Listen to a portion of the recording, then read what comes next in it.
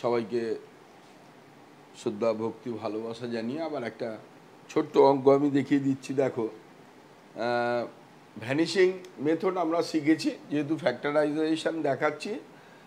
Vanishing উৎপাদকের আর একটা নিয়ম কি আছে আমাদের, ভ্যানিশিং মেথড।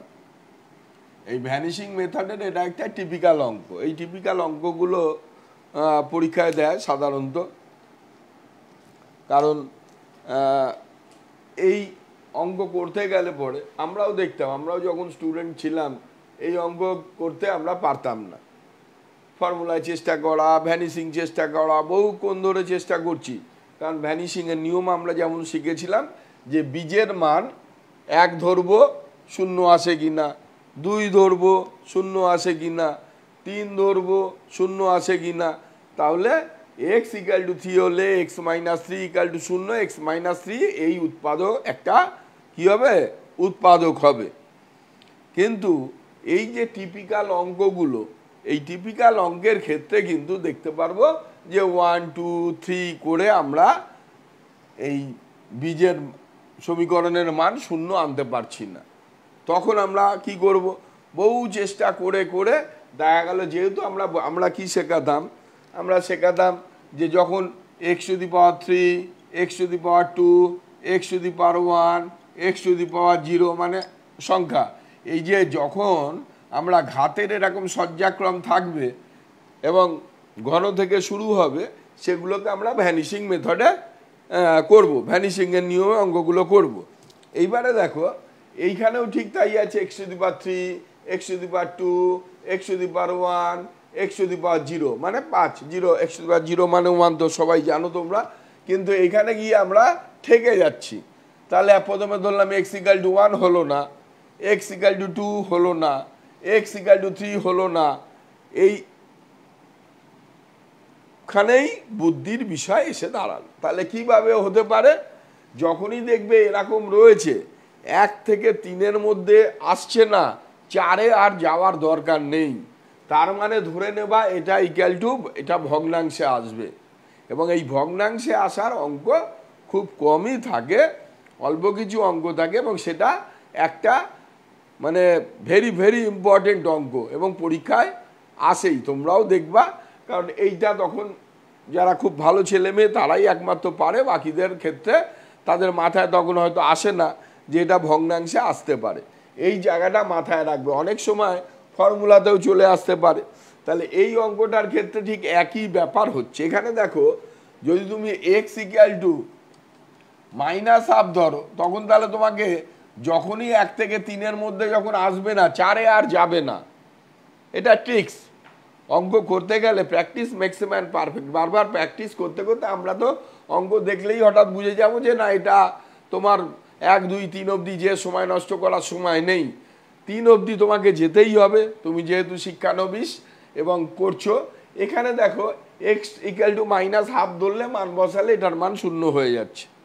তাহলে x = -1/2-এ 0 হলে x প্লাস, তার মানে 2x = 1, তার মানে 2x + 1 = 0। তাহলে এর একটা উৎপাদক হয়। তাহলে এই হাফ হওয়ার জন্য আমরা কিন্তু অঙ্কটা পারি না।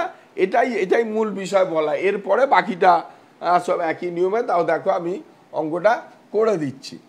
তাহলে এখানে 2x³, তাহলে আমি কি বললাম, একটা উৎপাদক আমাকে নিতে হচ্ছে 2x + 1, 2x + 1। তাহলে এখানে আছে 2x³, তাহলে x², x² × 2x, তাহলে 2x³, x² + 1, তাহলে x², তাহলে এখানে আছে -x²। আমি এখানে একটা +x² নিয়েছি, তাহলে আমাকে কি নিতে হবে এখানে, -2x², ঠিক একইভাবে অঙ্কটা লিখে যাও, +9x + 5। তাহলে এখানে আবার দেখো x², 2x + 1 মাইনাস, তাহলে 2x² আছে। আমি তো বারবার বললাম 2x + 1 হচ্ছে একটা উৎপাদক। তাহলে 2x², 2x তো নিয়ে নিয়েছি, তাহলে এখানে x নেব, তাহলে x into 2x 2x square minus 2x square মিলে গেল। এবারে মাইনাস এক্স যেহেতু নিয়েছি +1, তাহলে মাইনাস এক্স হলো। মাইনাস এক্স হলে পরে এখানে আছে 9x প্লাস 9x, তাহলে কি করে আমাকে তো অঙ্ক চেঞ্জ করতে পারবো না, প্লাস 9xই আনতে হবে। মাইনাস এক্স নিয়েছি, তাহলে এখানে আমি করবো প্লাস 10x প্লাস 5। অঙ্কটা দেখো 3 লাইনের, একদম সহজ, একদমই সহজ। কিন্তু এই যদি স্টেপ বুঝে বুঝে না করা যায়, অঙ্ক কিন্তু জীবনে হবে না। খুব সহজ, অথচ সামান্য একটু ট্রিক্স, কৌশল, বুদ্ধি, তার সঙ্গে প্র্যাকটিস।